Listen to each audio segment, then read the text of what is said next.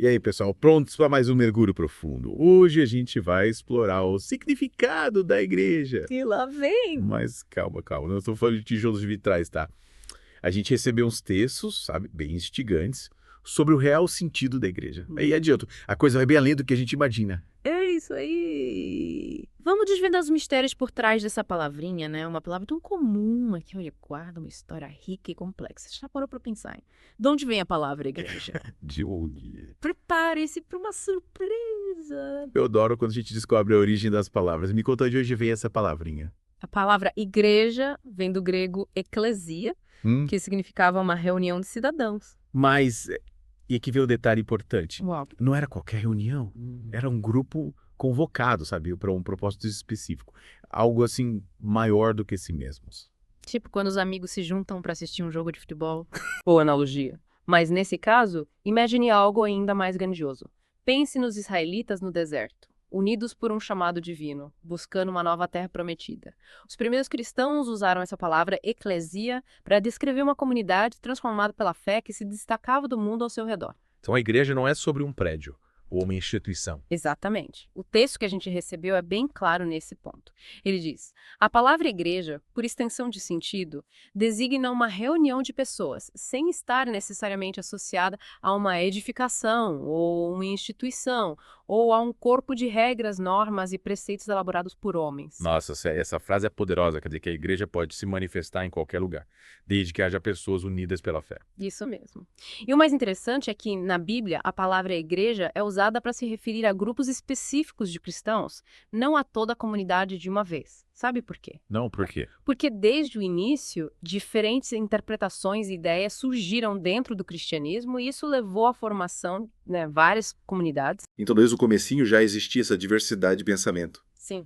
E essa pluralidade de visões sobre a fé moldou a história da igreja até os dias de hoje. Falando em história, me lembrei de uma passagem da Bíblia que diz que Jesus é quem edifica a sua igreja e que as portas do inferno não prevalecerão contra ela. Que forte, né? De fato, essa passagem levanta questões importantes, né? Se Jesus é quem constrói a igreja, quem realmente está no comando, e essa promessa de que nada destruirá nos leva a pensar qual é a força que a sustenta. Nossa, isso me faz pensar que a igreja é algo muito maior do que imaginamos.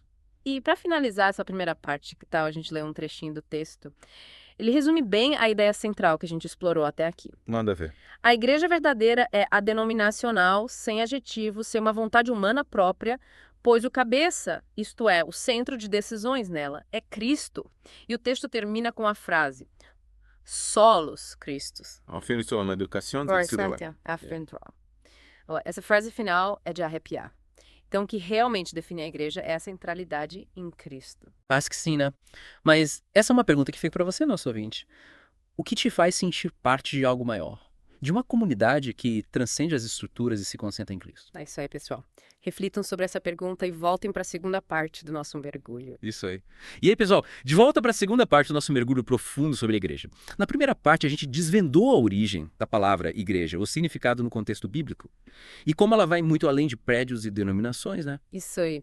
Descobrimos que a igreja, na sua essência, é uma comunidade de pessoas unidas pela fé em Cristo, buscando viver os seus ensinamentos.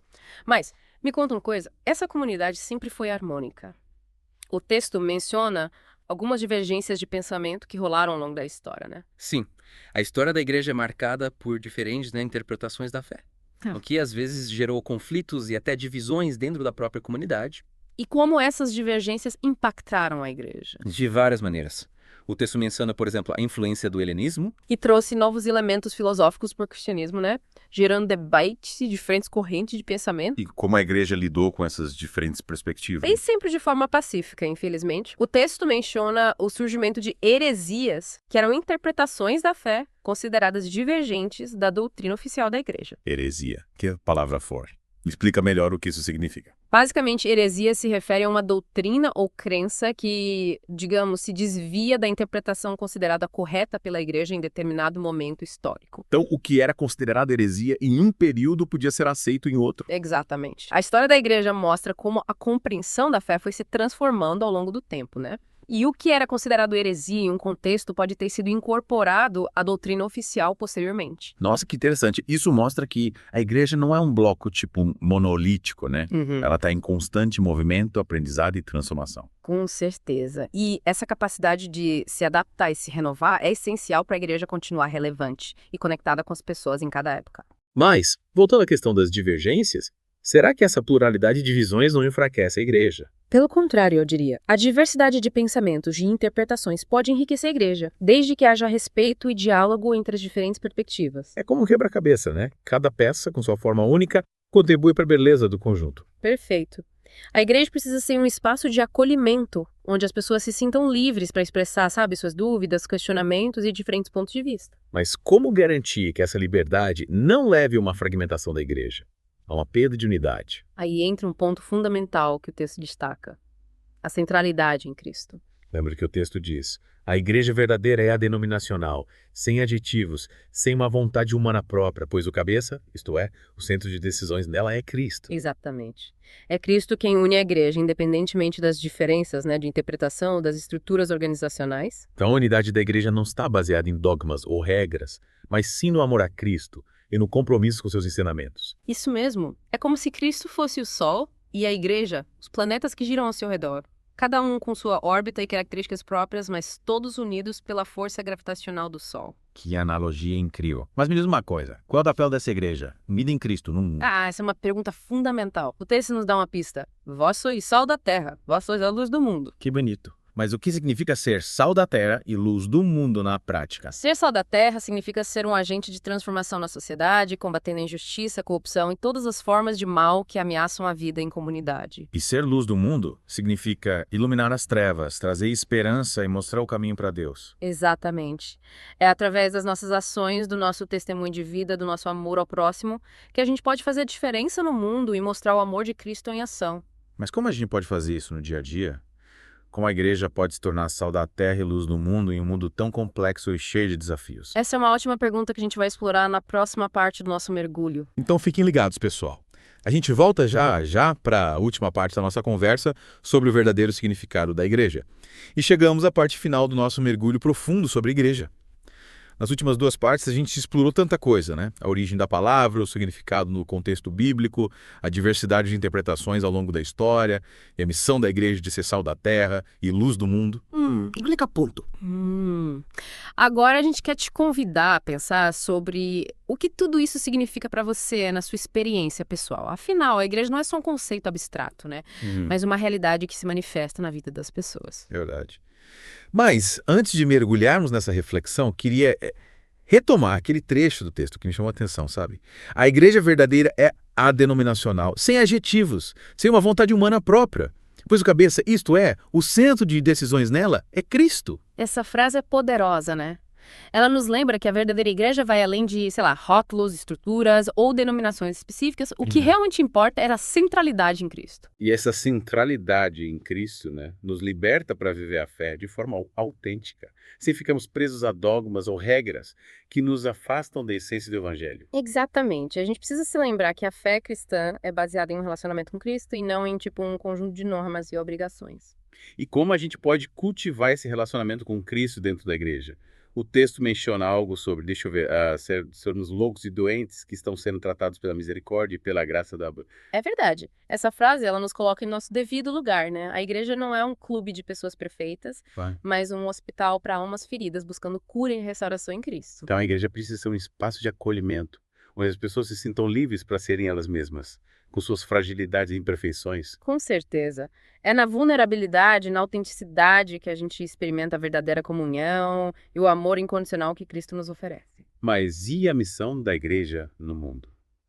Como a gente pode ser sal da terra e luz do mundo no dia a dia? Acho que a chave está em levar o amor de Cristo para além das paredes da igreja, sabe? Manifestando em ações concretas de compaixão, justiça e serviço ao próximo. Seria como transbordar o que a gente experimenta na comunidade para o mundo lá fora. Exatamente. Pequenas atitudes, tipo um gesto de gentileza, uma palavra de encorajamento, uma ajuda a quem precisa, podem fazer toda a diferença na vida das pessoas e mostrar o amor de Cristo em ação. E como a gente descobre quais são as ações que a gente deve praticar? Acho que a resposta está em ouvir a voz de Deus, em buscar discernimento através da oração, da leitura da Bíblia e da comunhão com outros cristãos. E estar atento às necessidades das pessoas ao nosso redor, né? Muitas vezes a oportunidade de ser sal da terra, luz do mundo, se apresenta de forma inesperada no nosso dia a dia. É verdade, a gente precisa estar com os olhos abertos e o coração sensível para perceber as oportunidades que Deus coloca no nosso caminho. E como você já mencionou, né, é importante lembrar que a gente não precisa fazer tudo sozinho. A igreja é uma comunidade, um corpo onde cada membro tem um papel importante a desempenhar. Exatamente. A gente se complementa, se fortalece e se inspira mutuamente na missão de levar o amor de Cristo para o mundo. Então a igreja não é só um lugar que a gente frequenta, mas tipo um estilo de vida, uma forma de estar no mundo, de se relacionar com as pessoas e de fazer a diferença. Isso mesmo? E essa jornada de fé, de descoberta do verdadeiro significado da igreja é única para cada pessoa. E aí, caro ouvinte, o que te faz sentir parte dessa comunidade? O que a igreja significa para você? Que ações você tem praticado para ser sal da terra e luz do mundo no seu dia a dia? Esperamos que esse mergulho profundo tenha te inspirado a buscar respostas para essas perguntas e a viver a sua fé de forma autêntica e transformadora. E que a gente possa, juntos, construir a igreja cada vez mais acolhedora, justa e compassiva, refletindo o amor de Cristo em tudo que a gente faz. E é isso aí. Até a próxima. Fiquem com Deus.